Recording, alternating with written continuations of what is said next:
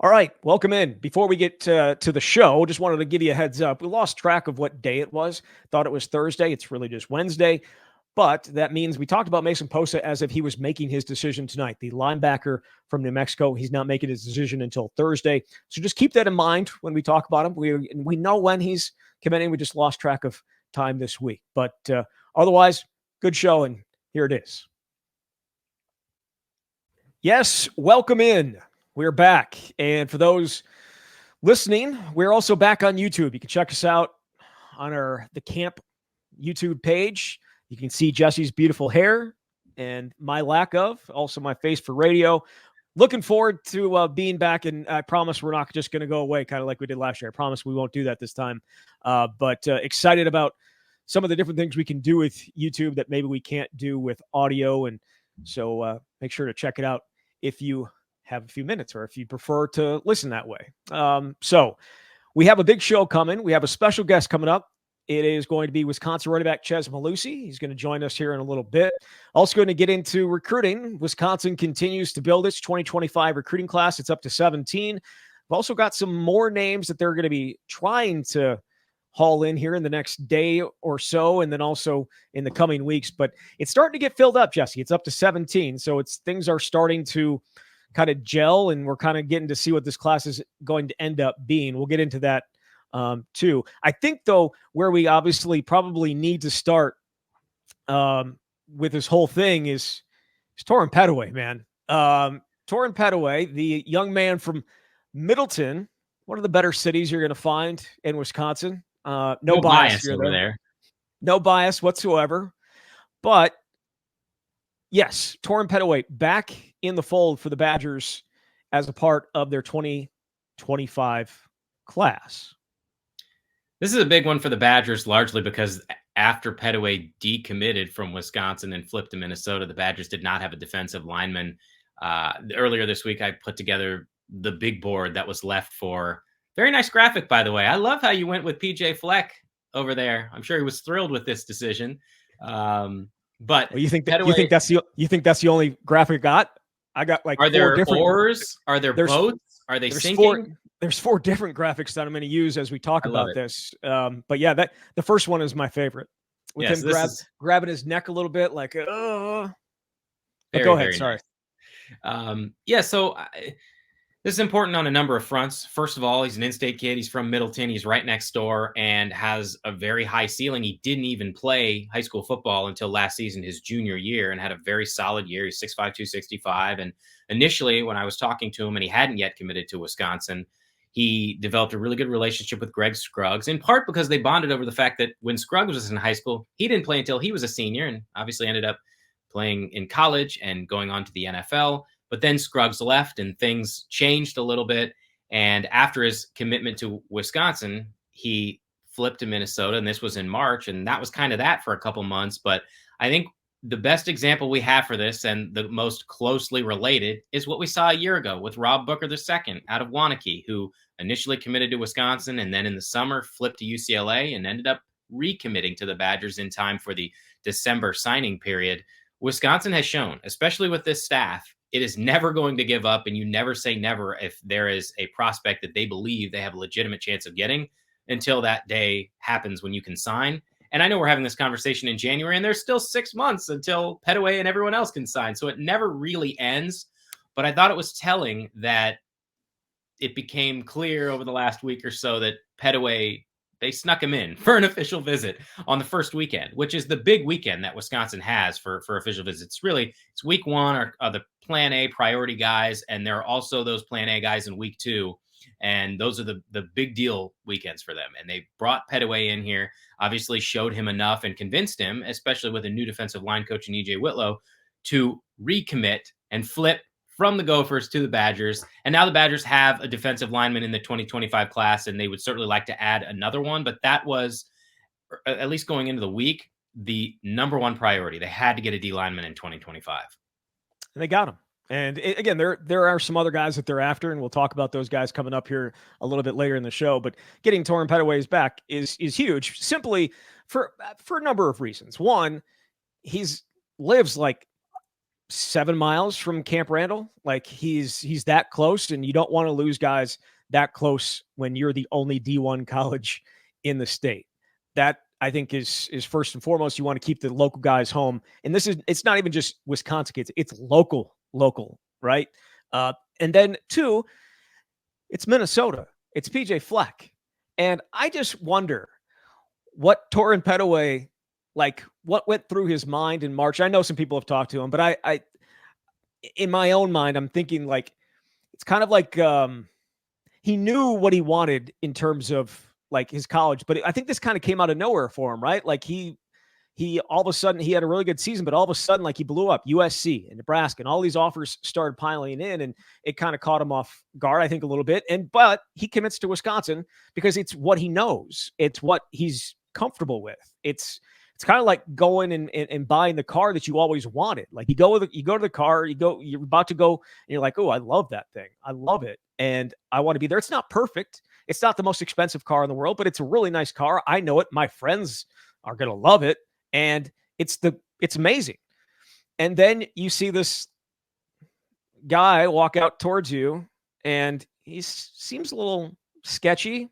He's talking a lot, saying a lot of things, using these acronyms, and he's pointing to you to a different car. And it's not a new car, it's a used car. It's a much lower level of a car. You would say that. I mean, I think it's accurate. It's a much lower level of a car than what you originally were like set on buying and what you had committed to buying. And this guy just talks and talks and talks and talks. And eventually he gets you to buy this used car. That's not what you want. But he talked you into it. And then you're like, oh, I guess.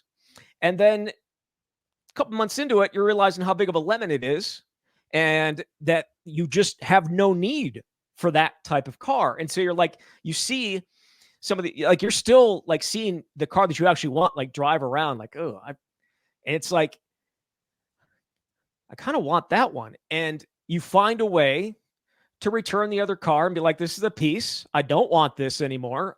That can go sit over there and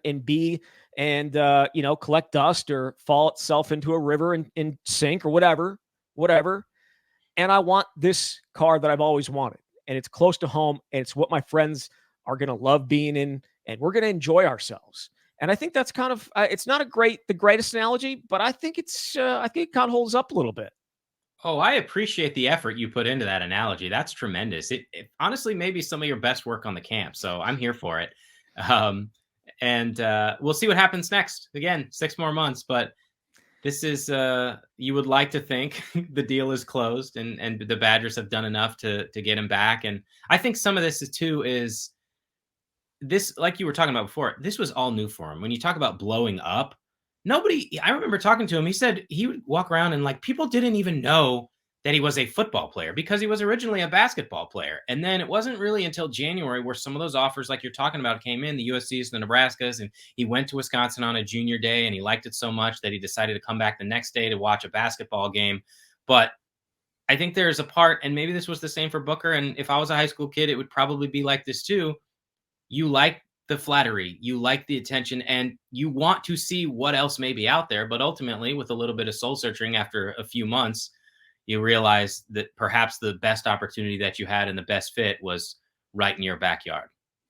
Yeah. And obviously, Rob Booker did the exact same thing as you mentioned earlier, being from Wanakee, slightly further away from Madison than Middleton, but not by much. And keeping those guys home is obviously important. So he is back in the fold, you would say. But they also added several other players here since the last time we had a chance to talk.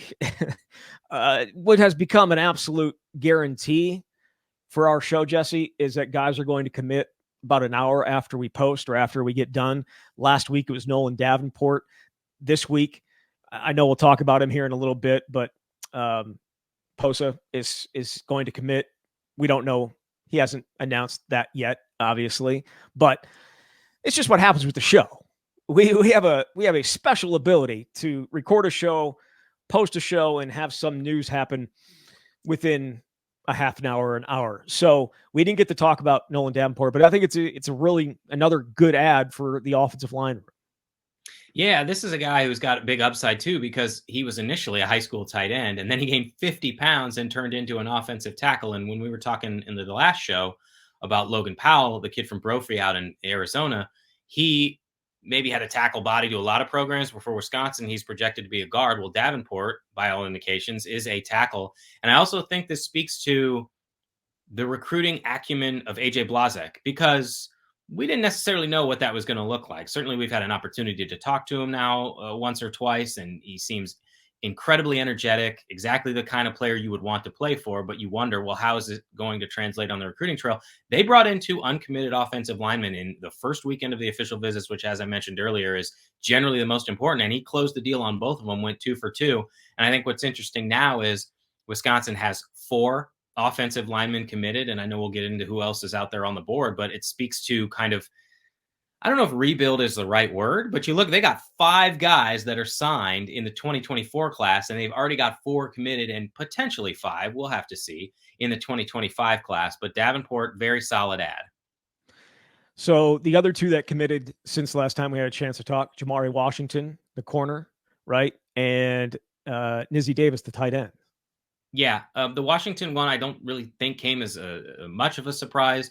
Wisconsin was kind of the only visit lined up, and even before the official, you had a sense that this was going to happen. But they're trying to build numbers in the cornerback room. They now have, I mean, their secondary, they have a ton of dudes. They have like a half a dozen guys, I think, that could play defensive back in some capacity. Now, 2 of them technically are corners. A couple of them are safeties, like Jameer Scott is one. They've got some guys who are listed as defensive back, like Luke Emmerich, who is one of the guys who's committed, and he will be visiting this weekend as part of the 3rd weekend of official visits. They consider to be an athlete, but he could be a defensive back. He could be a wide receiver. So they are building a ton of depth and versatility at defensive back. Be interested to see how it all comes together, because they added a bunch of guys in the 2024 class. And the Zy Davis one is interesting too, because he was a basketball player. I think he was dealing with an injury a little bit last season. And I'm sure there will be more schools that will come in if he has a really strong senior season of football. But they needed a tight end, and they were able to get a very athletic player that I think Wisconsin looks at as kind of like maybe a Jackson McGohan type in terms of what his athleticism can be. And for someone who, again, hasn't even started his senior season of high school, it's a nice pickup for them with a kid out of Indianapolis. So the class sits at 17 right now. And I think about this group, it feels like, and you kind of said it there, it feels like every other commit is just a defensive back or an offensive lineman.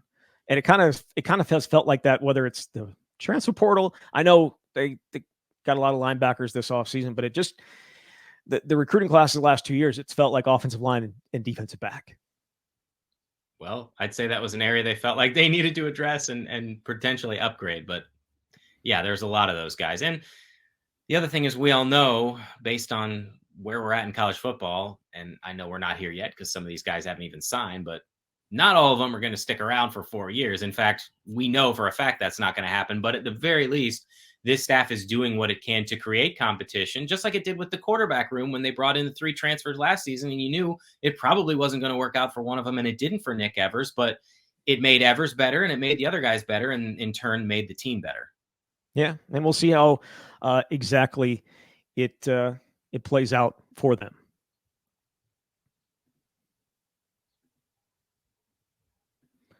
All right, switching gears here a little bit. Let's move into some of the guys that are still on the board for Wisconsin right now. Again, as we do this on Wednesday afternoon, Mason Post is expected to announce his decision this afternoon, or tonight, I should say, the linebacker from New Mexico. So this could change, but you see the list of names up there, Jesse. I want to go through a few of them. Well, actually, you know what? There's only 8 of them. We'll go through them all. Yeah. And you can maybe add a few more if you would like to, but Cade Petracek, the defensive lineman. Yeah. I mean, so Cade Petracek is basically like their number 1 on their defensive line board. He's a kid from, I believe, North Dakota. And it's really, I think all along the belief has been that Oklahoma is probably in the lead here, but Wisconsin obviously in the mix. They got Petracek up here on the first weekend, and would be a huge win for them. And we mentioned before that they now have a commitment from Torin Pettaway. Obviously, at the start of the week, they didn't have any D linemen, but they would still take another defensive lineman. especially if it was Petchak. And certainly you could say the same with Wilnerson Telemak, who's a kid who is going to be announcing his commitment on June 18th. So those are kind of the top 2 D linemen that are uncommitted. But I should add that in this third weekend, they've got 5 guys coming up, and 2 of them are uncommitted defensive linemen. And so it is part of this push to figure out, can we get somebody else? And those 2 guys are Drayden Pavey, who's a kid out of Cincinnati. Obviously, Wisconsin's had this staff has had a lot of success with Cincinnati and Ohio kids. He's got Indiana, Purdue, and Wisconsin that he's considering. And then the other kid that they're having coming up here this weekend on the defensive line is Kyler Garcia, a kid from Nashville, 6'5", 275, also considering Louisville. So again, they would take one of those. Petchak would be obviously the number 1 on a lot of people's board, but it speaks to how they're trying to rebuild the D-line. That was an absolute guess on his last name. I mean, I look at it, I have no idea. What were you saying it? Petch? I pronounce it like Petchak. That's my understanding. There's an R in there. Yeah, well, there's a lot of letters that you don't have to pronounce. Yeah, forget it. Speaking of names that are not overly easy to pronounce, another one is a wide receiver, Moose Tunkara from Texas. And then you obviously have Eugene Hilton, a 4-star receiver who a lot of people were expecting to end up at Georgia earlier this year.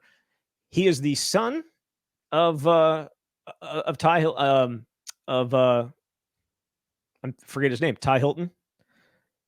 You don't know. T.Y. Hilton. God, I'm an idiot. Ty Hilton. T.Y. Hilton. So those 2 wide receivers are 2 guys that obviously are bigger bodies than maybe some of the other guys Wisconsin has recruited in terms of like the slot guys. Yeah. So in the story that I wrote, Hilton. I'm an idiot.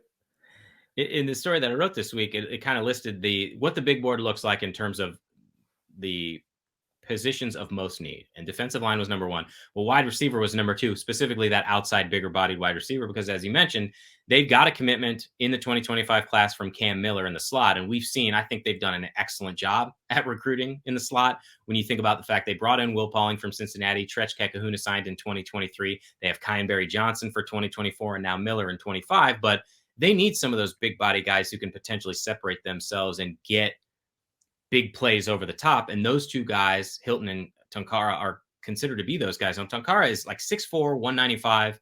And this is a late offer for Wisconsin. I believe the Badgers didn't offer him until May 17th, but obviously they impressed him enough to get an official visit.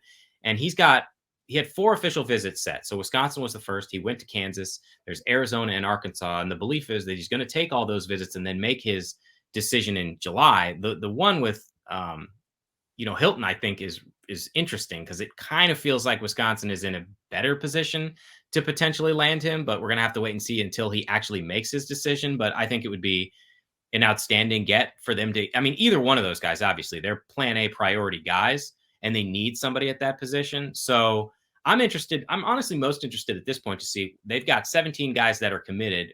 Luke Fickell has said the goal every year is 18 to 22, but there are so many guys that they could go to Wisconsin, but they might not. But if they chose Wisconsin, they would absolutely take them. And so where will that final number end up? But certainly the Badgers, they really want to get one of those 2 guys to complement this wide receiver group. Yeah. So the other name after those guys, at least on the offensive side of the ball, is Byron Lewis, the running back, same school as the 2024 commit Xavier Lucas, the cornerback. Florida State official visit upcoming for Byron Lewis. Wisconsin, it feels like I don't want to say their entire, I think you said it, all their eggs in one basket with in terms of running back recruiting with Byron Lewis. That is 100% right. They had another running back that they were planning on having come up for an official visit and then canceled it. And at this point, the feeling is it's Byron Lewis or we're not taking a running back in this class. And I think they're in a position to be able to do that because you are coming off a year where you just signed 3 running backs in the 2024 class, Gideon Atuka, and then the 2 4-star guys who are not here yet. Well, I guess they're here now. They moved in last weekend, but we haven't seen them practice yet. Darian Dupree and Dylan Jones. I think you'd like to have probably a running back every year, and you've got Chez Mellusi and Tawee Walker, who both have 1 year of eligibility left. So there's that part. but you also want quality. And Lewis, I mean, he came up earlier this year. He came up on the official visit. And so he's a Florida kid. And I think it's going to be really hard for Wisconsin to pull him away from a Florida State or a Miami, but not absolutely impossible. I think they're at a point now where they say, like, if we get him, we're going to be over the moon, ecstatic. But if we don't, we're not just going to go and try and pick some other running back, at least at the high school level. Going down the list a little bit, we'll go back to Mason Posa and Nicholas Clayton, but Hardy Watts, the offensive lineman, has visited Wisconsin. I believe is now scheduled to visit to Michigan this weekend. Yeah, I know he canceled a couple different visits. He was supposed to go to Duke, canceled that, and then was supposed to go to Boston College, but is choosing to go to Michigan instead. This is one of those situations where, like at some of these other positions, Wisconsin will be okay if they don't get him because they already have 4 offensive linemen committed, but he is absolutely a take and may end up, if he were to commit to Wisconsin, being one of the best prospects they have in the class. I mean, I think that's how the Badgers feel about him. Again, remains to be seen what he's ultimately going to decide. I think, man, it'd be something to have consecutive classes of 5 scholarship offensive linemen coming in, but a very talented prospect. And that's why these numbers are in such flux. You could end up with 18, you could end up with 22. It just depends what are some of these guys ultimately going to do.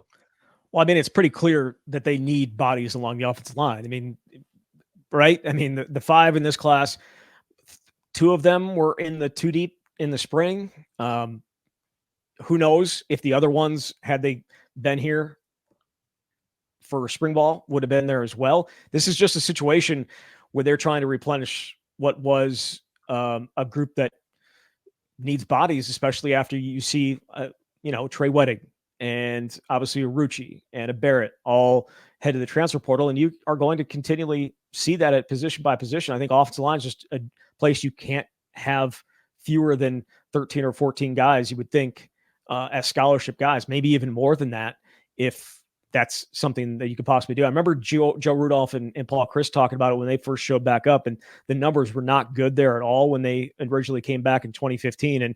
And that's why 3 redshirt freshmen or 4 redshirt freshmen were playing by the end of that first season, is they needed numbers. And I think this is kind of the same thing with this group.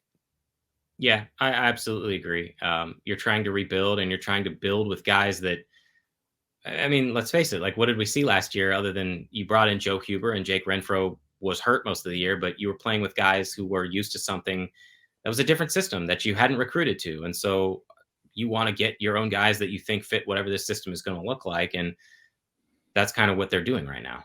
Yeah. And you lose Jack Nelson, you lose Joe Huber, you lose Jake Renfro.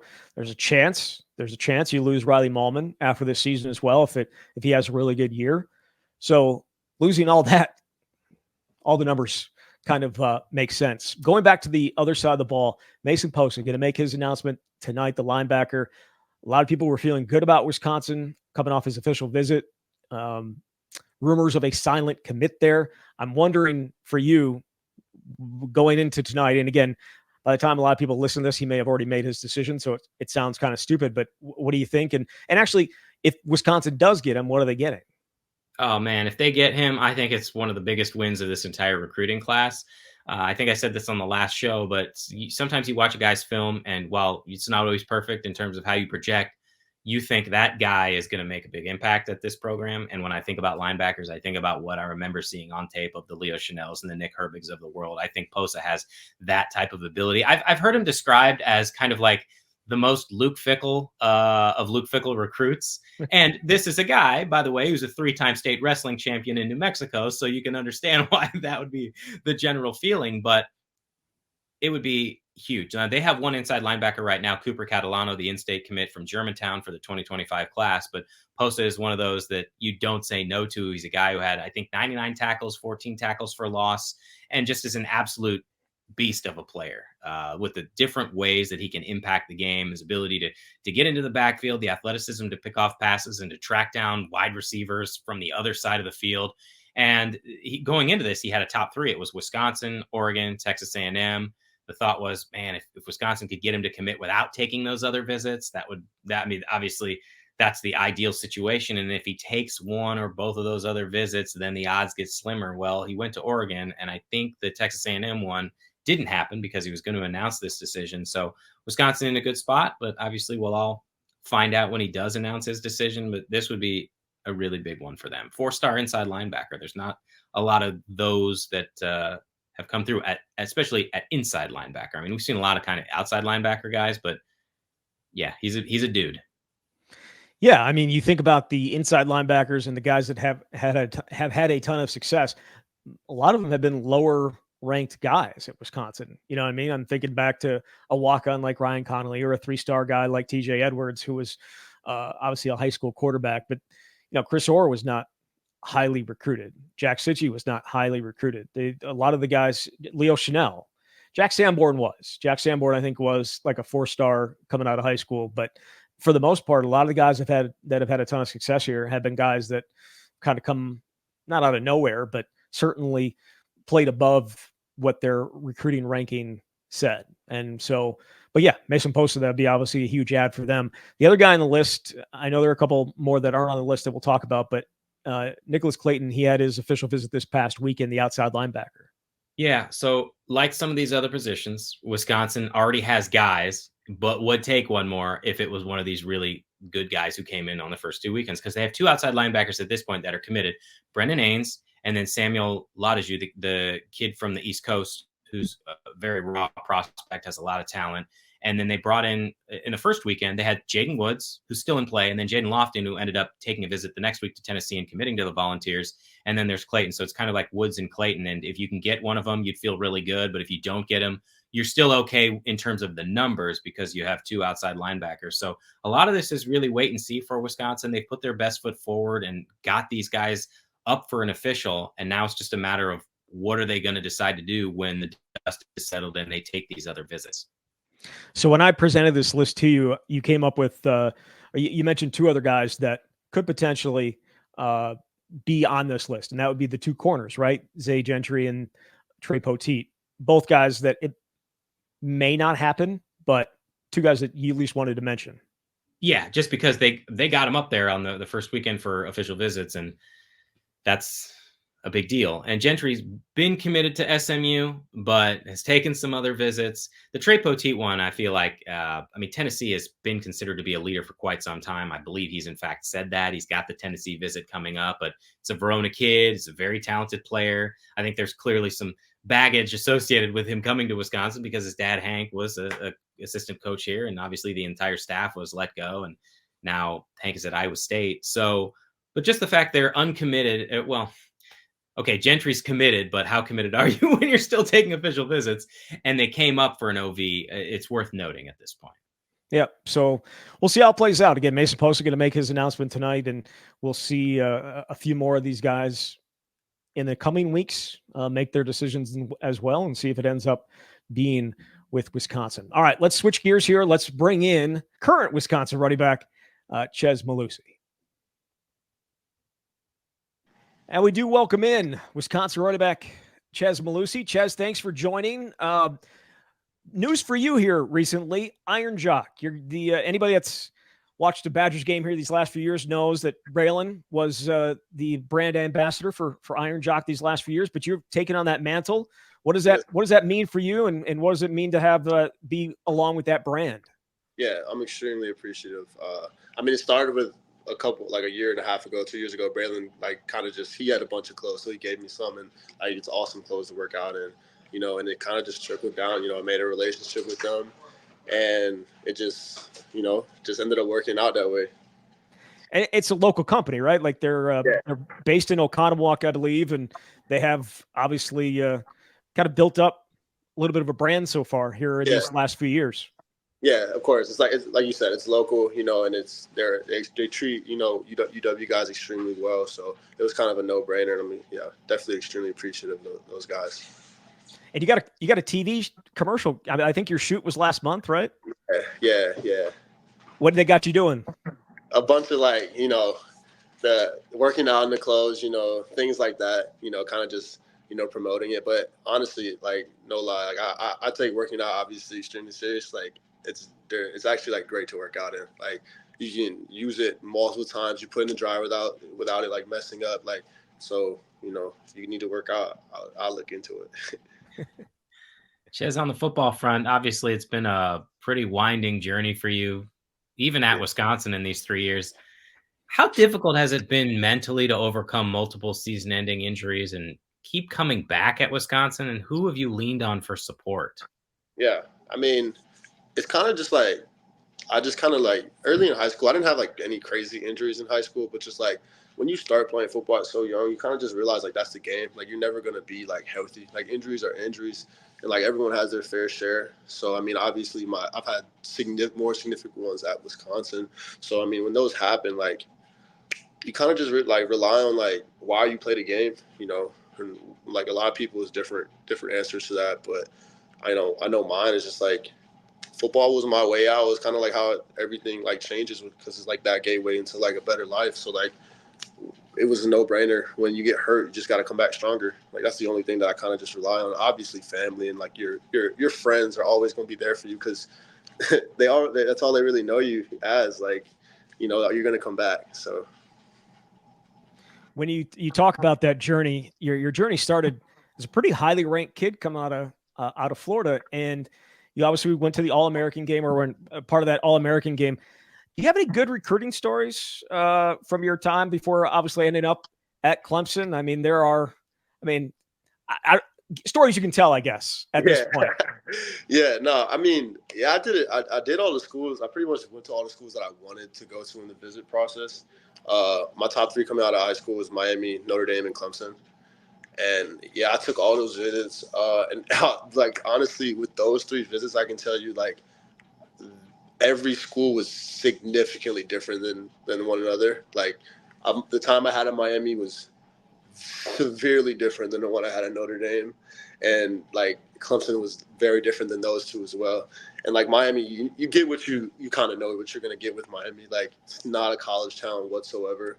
Like you go out there, like you're real deal out. Like you're not in a college town, like you're out. So like very different experience than when I was in South Bend, Indiana. Like it was fun, great school, like great religion, great tradition. So like I had a great time there as well, but very different. Then Clemson was just like when I was there, like I mean, I was there with guys like Trevor Lawrence, Travis Etienne, T. Higgins, Isaiah Simmons, all those guys. So like once I found myself like around players that like I knew that were the best at what they did, I just felt like that was the place that I wanted to be. So that's why I chose there. I mean, you go back and look at the 24/7 stuff, and most people projected you to go to Notre Dame. Yeah. Was that like what happened? How did that change? Yeah. So actually, that running back coach, going into my senior year, he ended up becoming the head coach at, I want to say like I forgot the name of the college that he became the head coach at. But it was Charleston Southern. That's the head. He ended up becoming the head coach at Charleston Southern, and he was really one of the reasons why I wanted to go there. So once he left, it kind of put a pause on Notre Dame for me, and I pretty much focused on Clemson and Miami. Why did you end up picking Wisconsin when you entered the portal, and has it been what you thought or hoped it would be since you came to Madison? Yeah. I picked here because I mean. In the portal process, I mean, in 21, I mean, it's obviously very different than what's going on now. Now it's like a free for all and like all that stuff. So in 21, like it was pretty like strict and things like that. So like the way recruiting went was like pretty much like high school. Like they made you like line up visits. Like it wasn't as like crazy it is now. So like the only 3 schools that I was focused on immediately were here, Texas, and Purdue was another school that I was kind of looking into. But as soon as I took my visit here, kind of just solidified what I was going to do. I didn't really even like think about the others. But Gary Brown was definitely like reason number 1. And Paul Chris, obviously. And just like how Coach Rudolph was here as well at the time. And just how they ran the ball. Like the way I sat down in the meetings and how they explained all the things and like what was to like offer in terms of like how I would get the ball that year, I couldn't say no. Like it was something I couldn't turn down. Do you kind of wish that you would have been able to go through the transfer portal process that is in place right now? Yeah, for sure. No questions asked. I would. I mean, now it's just like it's basically like free agency. Like at least when I did it back in 2021, like it was like like NIL wasn't. It just had got introduced, but like no one was like really I mean, like no one was really like doing it yet. So, I mean, it's crazy how everything has worked out. You guys have benefited though, certainly from the transfer portal and even in your room, right? You know, this off season, I'm wondering what that room is like when you bring in a new guy like you did this off season. Yeah, like you mean just like the vibe or just like in Yeah. general? You know? Yeah, just the vibe. And like when because Yeah. you have guys returning in Jackson Aker and Yeah. Katie Akamel, you have other guys coming in, but then you bring in a senior and, you know, just drop them right in. Yeah. Honestly, like the vibe is really good. Like I just think that like when you take a group of guys that are like, you know, ultra competitive and like good at what they do, when you bring in someone that's also really good at what they do, it brings healthy competition, you know. And I think it also speaks to how Tawi came in and kind of like, you know, presented himself. Like he came in, put his head down and went to work. So, you know, he didn't step on anyone's toes. He just came here and like proved himself. So I think that also speaks volumes. And yeah, so like once you breed healthy competition, it's like then turns into like fun. You know what I mean? Like you see the room feed off each other and it just ends up working out. You know, this day and age, everyone knows that like the running back position is, you can't do it alone. So, and everyone really knows that, like it's how you practice, how you play in games. Like you can't have one running back. So, I mean, that's just how it kind of went. Even though you've been here for 3 seasons, I imagine you still feel like you've got a lot to prove. What is your approach coming into this season, knowing this really is your last year? You don't, as far as I know, get a 7th or an 8th year, although it seems like some guys do. I can guarantee you this is my last year. How do you approach this final season with like what you want to prove, what you want to achieve? Yeah, I mean, honestly, like obviously, God willing is to stay healthy, and that's, you know, the plan, and that's out of my control, obviously. But I mean, in terms of like what I have to prove, you know, I don't necessarily think I have to prove like to myself and like what to like the fans, because I think everyone kind of knows that and what I can do. But in terms of just the season, I think that everyone deserves to have, myself, the fans, like the team. I think that's more important to everyone, because if we win and we do what we're supposed to do, like I think this team could be a part of something that it hasn't done before, and it's been to the playoffs. So, and if I play my best football and everyone else plays their best football around me, I think that that's something that's attainable. So that's the most important thing to me, is to prove. I don't think anybody in like Badger Nation or like the team, my teammates, I need to prove anything to them, but I think everyone else, I want to prove it to everyone else that Wisconsin deserves to be where it needs to be for everyone. Because when Wisconsin wins, it, you know, it makes everyone just around here just feel better about the football team. I think that that's what needs to happen. So we didn't expect to see you as much as we did in the spring. I know that Luke Fickle had talked about it before. You're not going to really see much of Ches, and we saw a lot of Ches in the spring, which was fun. Do you? And I think when we talked to you, you didn't feel all the way back to like where you were. How do you feeling right now? I mean, you're about what, a month and a half out of spring ball. Go ahead. Sorry. I'm not gonna lie to you guys. Like I was feeling really good then, but like now it's just like there's now like even like we're doing 7-on-7 and things like that now. Like it's light years different than like how I was feeling in the spring. I don't think I was hesitant or anything like that in the spring, but I wasn't myself yet. Like I was out there doing what I had to do to prove a point and stuff like that. So I would say I was about out there. I was probably like 85%, 90%. Not that I was limited in any way, but just in terms of just being the best football player, I was probably about 85, 90% of myself. And like now I think in the past 2 months since then, a month and a half, I've kind of like completely like kind of taken all the rust off, and I'm feeling probably the best I will feel. There were glimpses in the 4 games that you got where I think people got to see, oh, this is what this offense looks like, but this is also what Ches looks like in this system, and it's felt like a really good fit for you.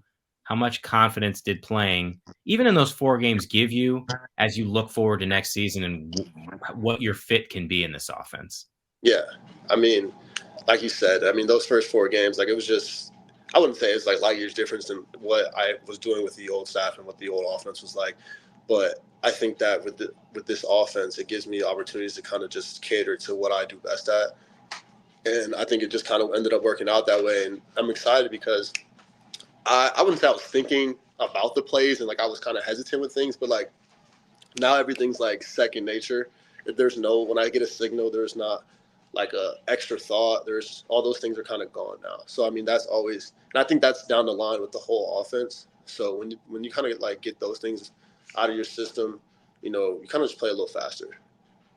I also thought it was kind of we talked to Phil, it was kind of the lack of explosiveness out of that position was lost, when you went out. And he mentioned it a number of times throughout the year, like you didn't have that guy. And now that you have you back and obviously Tywee, and we'll see what the rest of the offense looks like, but it feels like you have a more explosive back like yourself in there to be able to break long runs that maybe that wasn't available when Braylon was dinged up and he didn't really have anybody to be able to fill that void. Yeah. I mean, I think the explosiveness is going to be different down the line. I think, with myself being back, I think with Tretch being available for the whole year, I think when you have guys like that didn't play during that year that, we could have used, I think that'll make the offense look extremely different. With Tawee, I mean, you have Will, you have Tretch. I think Bryson Green's going to prove a lot of people wrong this year. So, I mean, I'm looking at a pretty explosive offense from just what I see all the time. Sometimes it can be hard in spring practice to know exactly what it's going to look like when the season starts. I think we maybe experienced that last spring when everything was so new. How different does it feel overall this coming into this, fall camp? And like, what do you expect to be the biggest things maybe fans will notice on the field that's different about this offense? Yeah. I just don't think – I think last year when they were going into everything was just so brand new. Like I kind of said that before. Like not that people were like thinking and like there's an extra like thoughts going around, but like I think this year it's just like all the rust is just completely knocked off just in all aspects. I think fans and like everyone will see like they're not all of a sudden getting used to this like new version of the air raid, like because Wisconsin's never thrown the ball this much, all that stuff. Like that's all thrown out the window because this is year 2. And like people kind of know what to expect, but I think it's going to be a better version of what was put on display last year. I think the LSU game in the bowl game was kind of a display of what everyone thought the year was going to be like, because I mean that's what I'm not going to lie to you, like when I was in like fall camp and spring ball last year, like that's kind of what the offense was looking like that's what we were doing. So like that's just kind of like what everyone's thought was going to be. And I think that's on us obviously that we need to play better football, but I think that's the version of ourselves that we're going to be. Yeah, that was tough for us too, because we obviously we saw what you guys did in the spring. We saw what you guys did in fall camp. Y'all are there too, so you know what I mean. Like you guys know, like you guys are always at the practices, so you guys know kind of what happens. It's just sometimes when it just doesn't click in the game, it's tough. Like I think that we were more than capable, but a lot of things didn't really kind of line up. So in addition to Tywee, you guys added 3 freshman running backs in your room too. Obviously, we got to see Gideon Atuka in spring ball, but you've added Darian Dupree and Dylan Jones here. Do you have any initial impressions of them as running backs?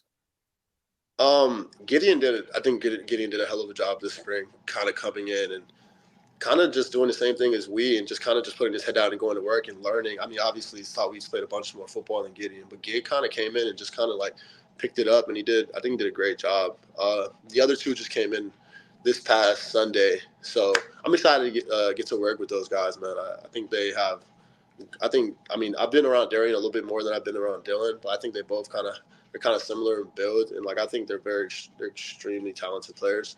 So I'm kind of excited to get to lead that room and kind of show them the ropes a little bit. Are there ways you've tried to be more of a leader with your group this offseason? You could kind of count on it was you and Braylon before, but what's different about the room and your approach? Yeah, I mean, I wouldn't say anything's too different about like the room itself and how they look at me or anything like that. But now I think it's just more of taking on that. It's, like I wouldn't say like a father figure, but it's just like now they also look to me and ask me for advice, which they did a little bit last year. But I've opened up to it more, and I've become more of like the vocal leader that the team and Coach Spalding needs me to be.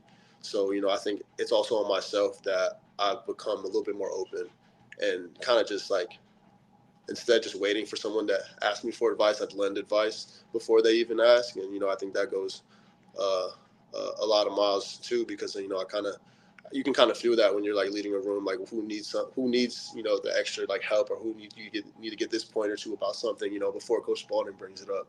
So I kind of taken on that role, and it's been cool.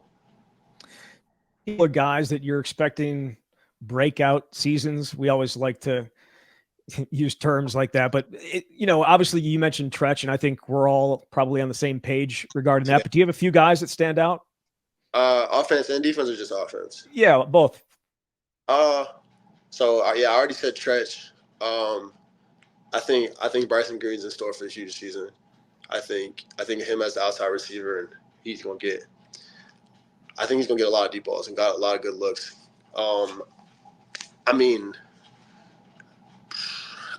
Van Dyke, I think he's capable. Like, I've seen his arm. Like, I'm not gonna lie. Like, I think the way we want to throw the ball and the people that we have, I think he can make a name for himself this year, especially some of the teams that we have lined up. If you put some stats together against some of those teams, like, that's a big year.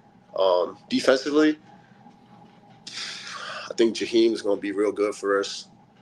I think all those inside linebackers are going to be good. Not going to lie to you. I think that unit's really deep. I think that's one of the biggest switches from the last year. I think our edges are going to be really deep as well. I think Daryl, Leon, John, all those guys, like, I think they have really good springs. So I'm gonna say, as a defense as a whole, honestly, the front seven, I think there's gonna be a lot more pressure than we had last year, for sure. And the safeties, we already know there's dudes all back there. I think literally all like 4 dudes can legit play ball back there, with Hunter obviously being the guy. Last question from me. We talked a little bit about Tui Walker. We had a chance to see him in the spring, and he looked like he'd been here for a long time. What do you like about his skill set, and how do you think the two of you can perhaps complement each other next season as a 1-2 punch? Yeah, I think, like, similar to how, like, Braylon was in style, like, me and we are, like, pretty much opposites as well. Like, I think that, like, what he does really good at and what I do really good at fit really well together. He does not shy away from any sort of contact. Not saying that I don't, because I don't, but, like, Wee's a very physical runner. He gets downhill quickly, and, like, I think that we're gonna feed off each other very well in terms of, like, how I get the ball in space and, like, how he runs physically between the tackles, and we're both capable of doing both. So I think that adds also another variety. So I think that we offer some different things that we do very well at. And I think Jackson Aker and Cade Yakameli are also. I think Cade had a terrific spring as well. Just to bring up those guys, and Jackson also being. I mean, I tell Jackson that he's basically like a Swiss Army knife. Like, you can put bro anywhere on the field, like, literally. Like, you can put him anywhere, and he's going to be capable of doing, like, very well. So I'm excited for that whole room down the line. I have a couple more questions. You mentioned Tyler Van Dyke being able to make a name for himself with some of the opponents you have on this schedule. Like, when you look at that schedule, you look at Alabama, Penn State, Oregon, like, it's a loaded schedule. When you guys look at that, what do you think? I mean, what I tell people, and, like, how I told, like, guys in the room, and, like, people I know, like, if you ever want to get drafted, like, these are the games that you have to play well in and you have to produce. So, like, I mean, that's how I look at it, and obviously you want to win, but you win when people are playing their best ball. So, if you want a future in this game, like, it's what I tell the guys, like, you want to change your life, this is the game you do it in right here. And we have, like, 4 of those games. So, like, I think that's the approach that everyone needs to take. Do you have a preference on kickoff times? The fans, obviously, and the media, we're all focused on it. Do you have a preference? Okay, in, like, early August, like early September, early October, I prefer, like, I prefer the morning because it's not as hot. But, like, later in the year, I wouldn't mind, like, 12. I hate 11, not gonna lie. Like, every aspect, I hate 11. Okay. I think the ideal time in the winter, or, like, maybe in, like, late October, is, like, 2. But you can't never go wrong with a night game. Like, that's just, like, the best. Yeah, and it's obviously allows fans to enjoy themselves before the game. I think every big game should be a night game. And I think not that any opponent is lesser or anything like that, but I think something that's not as meant to be as big as a game should be at like 2. That's just my preference.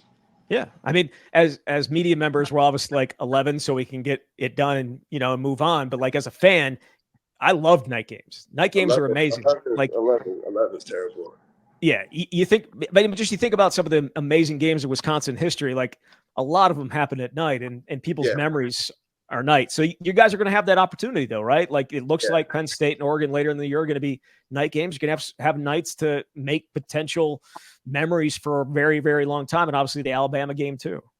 Yeah, no, like that's what I'm saying. Like when it's a big game and it's at night and, and especially in Camp Randall, like it's pretty special. So I think that the fans and everyone deserves like some of those big games and like just games in general to be at night. Like every big game that I've had here in the past has been at 11 a.m. That's the money. That's the money. We're putting you on Fox Big Noon, right? Because that Penn State first game was Penn State, and that was at 11 a.m. Yep, and Michigan game I think that year was at 11 a.m. and the Notre Dame game was at 11 a.m. Yeah, they're all 3 at 11 a.m. Yeah, no one likes the big Fox Noon or whatever the Fox Noon kickoff, whatever it is. No one likes it. One last thing. Fans, another thing for fans, uniforms. Do we have anything cooked up for this fall? Can you let us in on anything? Is there anything different coming this fall? I swear I wish I had like a little something to give you, but I swear to God I have no idea. Like I assume so. I think especially with like Coach Brady being like, Coach Brady kind of like he's swagged, so like I think that he might have something, you know what I mean? But I don't know. Like I really don't. If I did, I'll tell you a little secret, but I don't know. I wish I did. If you had a choice, what would it look like? Man, it's going to go against tradition, but like, I just can't see not see us going like all black. Like I think all black would just be something that like, it would be so cool. Like, especially with the Motion W with like a black helmet with a bright red Motion W. Like I just don't think that wouldn't go crazy. It would look amazing. Yeah. And eventually it needs to happen. The basketball team got those black uniforms a couple years ago. Exactly. And like, I just think with a football uniform, like when you have the all black unis, like it kind of speaks for itself. Some graphic designer will put the mock-up in there and maybe we can make it happen.